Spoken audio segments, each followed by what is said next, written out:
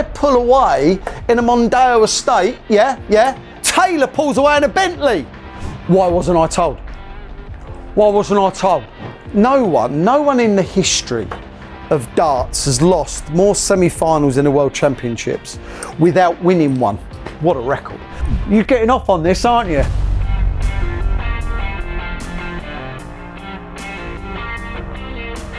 Hi guys, questions and answer time, and thanks for your questions, keep them coming. Right, the first one is from Ivan V3402. Why did you stop playing competitive darts? Well, if you watch me long enough, you'll realise that this happens. I hit loads of fives. No, joking aside, I hated the travelling. I'd been doing it since the age of 19, and it just got to the point of I didn't want to do it anymore. And once you start not liking your job and you become rubbish at it, the want to do it just leaves you. And to be honest, I think I was on a downhill slide anyway. So my belief had gone. I think my character was being kind of compromised. I was turning to someone kind of quite unhappy, and that really wasn't me. So I gave up at the age of 38. 38! Thanks for your question, Ivan. Thanks, mate. The next one is from Liverpool Fan 08. Have you ever been to Hawaii as your nickname suggests? No, too far. Thanks for your question. JR Terrier 24. How did you pick your Hawaii 501 nickname? This is a good one. Right, so bearing in mind, I've never been to Hawaii because, like I said, it's too far. For those of you that don't know, fly to LA, which takes about 12 hours, then it's 6 hours from there. Not for me. Anyway, nickname. Whilst in Vegas one year, I bought a horrible Hawaiian shirt. The reason everyone just wore black and navy and dark grey, and I just wanted to look a bit different. Why not? So I bought this horrible Hawaiian shirt for $3.99 from a shirt shop. Said to my friend Dave Ansell, if you're watching, Dave, hi. I'm going to wear this for the World Championships. And he basically dared me that I wouldn't. So, of course, I did. From there, the Hawaii 5-0 theme tune was selected. That one. And Bobby George said, why don't you call yourself Hawaii 501? Which I thought was really clever. And this is like an exclusive. I've never give Bobby George any credit because he doesn't deserve it. But yeah, that was how the nickname come around, Hawaii 501. Good question. Thank you very much, JR Terrier 24. Next question.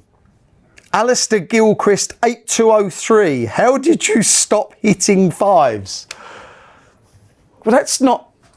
The problem was, why did I start hitting fives? Well, I used to do this. I used to bring the dart back and twist my wrist like that. And when the timing was fine, it was fine. When it wasn't fine was when it all went wrong. But I stopped hitting fives as much by literally not turning the wrist. But the problem with that is that I now don't have a natural throw. And as you know, I do a lot of coaching. You need to be natural. If you're natural, you've got way more chance of producing each and every dart the same. So right now, I don't twist my wrist as much. Sometimes they go in, sometimes they don't. But if you can keep it natural, keep it natural. Next question from Brad Evans 92. What is your favourite memory of the Circus Tavern? It's a good question, Brad. Right, I think this is quite funny. It's got nothing to do with the darts. So I used to live about 6-7 miles away from the Circus Tavern. I used to live in Romford, Essex. Anyway, the tavern was obviously that far away. So the family used to come along to every game. And my dad, bless him, used to drive. And he had a Mondeo estate, this blue coloured thing. Great big long car it was, honestly. You could fit Noah's Ark in it. And my abiding memory of the Circus Tavern was, because it was a big car, because everyone lived local, mum, dad, sister, niece, nephew and everything, we used to all pile in the car. So dad driving, mum sitting there, wife, sister, brother-in-law in the back. Now we got the boot. Niece Danny, nephew Ellie and me. I was always in the boot of the car on the way home from every game at the tavern. I reached the semi-finals there. So there was a semi-finalist in the back of a Mondeo estate. But seriously. And this is the other thing. So I pull away in a Mondeo estate. Yeah. Taylor pulls away in a Bentley. I don't think darts is fair. Anyway, it was a good question. I enjoyed that. Who was that? That was Brad Evans. Thanks, Brad. Right. Gareth C. Scriven, 5306.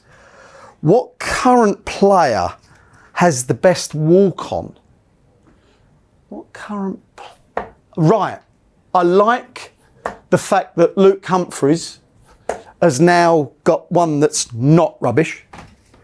Because let's be honest, that was... whatever it was, that was rubbish. Now it's good. I like Michael Smith's because it's like a happy little tune. Dirk van Dijvenbode's is an absolute mess. It's a debacle. What on earth? I still like Van Gerwen's, you know. I just like the way that the auditorium goes green, so it makes it feel important. But I just like it, and I've heard it so often. It kind of like it's maybe ingrained. So I would still say that, is he one of the older players now? At the age of 35, that's all he is. But I still like Van Gerwen's. Yeah, I really do. And if I think of another one, I'll come back to that. That was Gareth Scriven. I might come back to that, Gareth. Not sure yet, pal. Right, Ben Williams 8867. At what age did you start playing darts and how did you get into playing? Well, I was 10. My dad used to play in a very, very good league in Tottenham, because I'm originally from Islington / Tottenham, not that far away, which is why I'm a Spurs fan. Come on, you Spurs! Anyway, forget that. So my dad used to play in a really good league with Eric Bristow and a few of the other big hitters at that time in the mid-70s. I was born in 73. So by the time I was 10, obviously 1983, if you can count as well as I can, I was already watching darts. I was already enjoying watching my dad play because he was good, maybe. But he got me into it, and he used to practice at home and let me practice with him, and it was good. It was, thinking about it now, unfortunately my dad's passed. It was great bonding. It was a brilliant bonding time. My dad throwing, and he wouldn't let me play in a league. I didn't play in a league till I was 11, because he wouldn't let me play until I could actually mark a game. So I was good enough to play. I was good enough to beat some of the players that were getting a game in front of me by this point, but I had to mark, and we should all learn to mark. Too many calculators nowadays. Good question. Thank you very much. So next one. Oh my word. Highest Bavaria 5076. Why weren't you told? I love this. This is funny. Right. Okay. Oh dear. Right. Why wasn't I told? Why wasn't I told? Right. So back in the day, 2006, there was a top 4 of the world, and yes, I was in it. Don't worry about it. I was in it. I could play at one point. Top 4 of the world in the PDC rankings against the top 4 Dutch players, called the Masters of Darts. Anyway, I had already beaten Jelle Klassen or Vincent van der Voort. I can't remember. All I needed to do was to beat Koos Stompe, right? Then I'm guaranteed a semi-final spot. Otherwise, if I lose that game, I've got to play Raymond van Barneveld over the best of 7 sets. And he was if I remember rightly, he was the BDO world champion at the time. So that was going to turn into a chore pretty quickly if I lose to Koos Stompe. Well, I played like an absolute moron and lost to Koos Stompe. Now I'm angry, now I'm annoyed, now I don't want to talk to anyone. But I have to do an interview.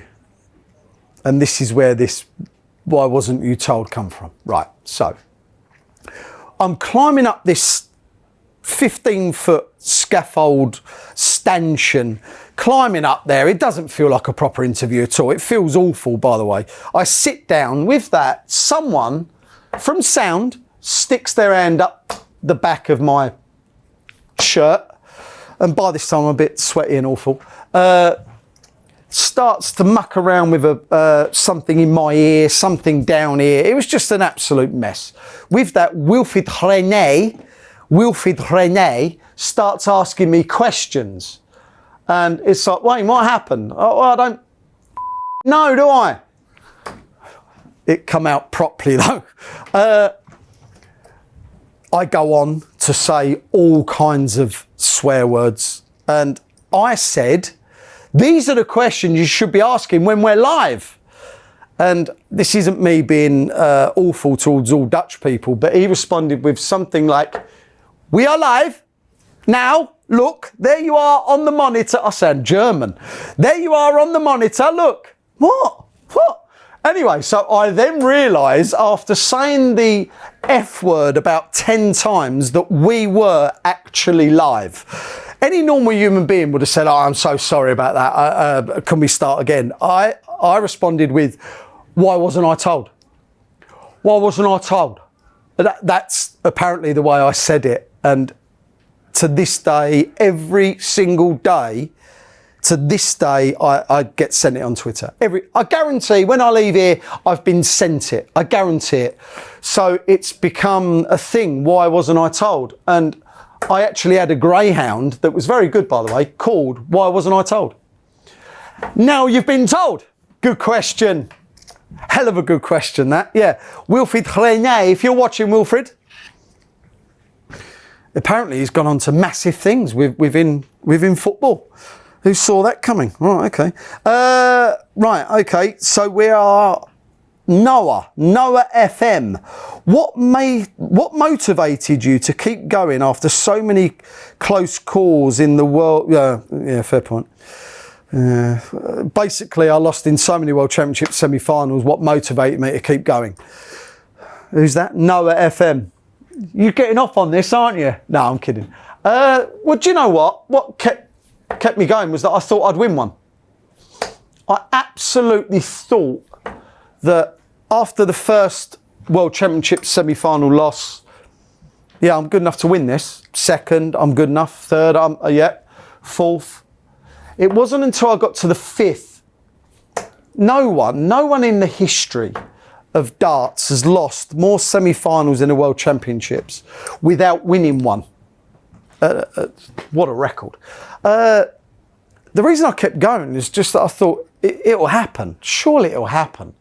But when I got to the fifth and I lost it, it wasn't that was the worst one to lose. It was that I didn't feel that I was anywhere near good enough to actually get better and win the event. Not that event, but I mean in the years to come. Would I get better in 2009, 10, 11, 12? And look, I packed up in 2011, so I was right in thinking that I couldn't go on and win it. But in 2006, when I lost, that was my third semi-final defeat to the hands of Phil Taylor. I was the best player in that event. I was the best player in that World Championships, and he beat me 6-5. I was 5-4 up. I was throwing better than anyone. Literally, the art of throwing, I was better than anyone that year. And I found a way to lose. That was the one that really hurt. That was one that really hurt. But 2008 was just the last one.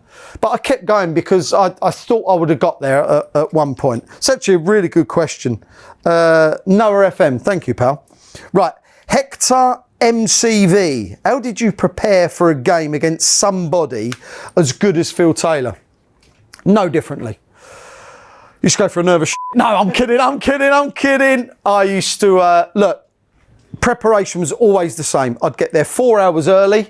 I would literally do similar to what I'm doing now.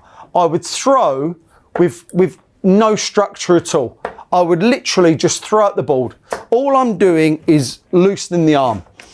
I would do that for 10, 15 minutes, have a chat with my wife, Donna, for 10, 15 minutes, have a chat with family, go and make sure that all the tickets are in place, go and make sure that family and friends are all catered for. And then the last sort of 2 hours would be like my time.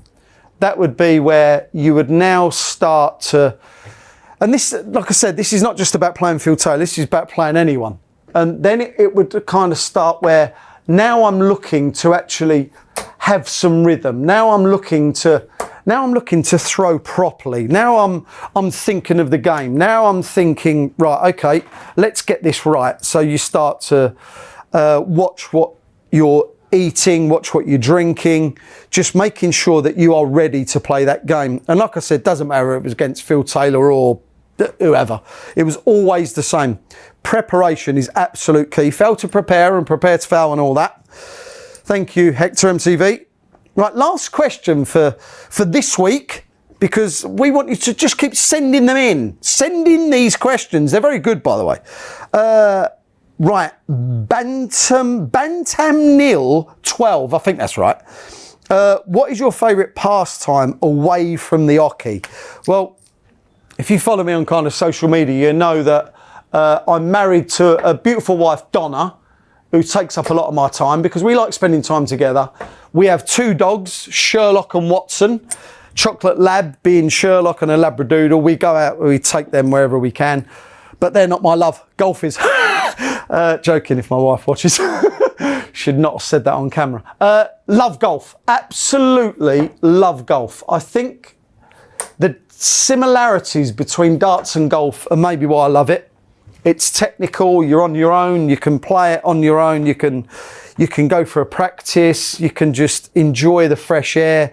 You see some parts of the world, I swear that people that don't play golf are missing out on, by the way. Some of the views I've seen throughout the world are just amazing.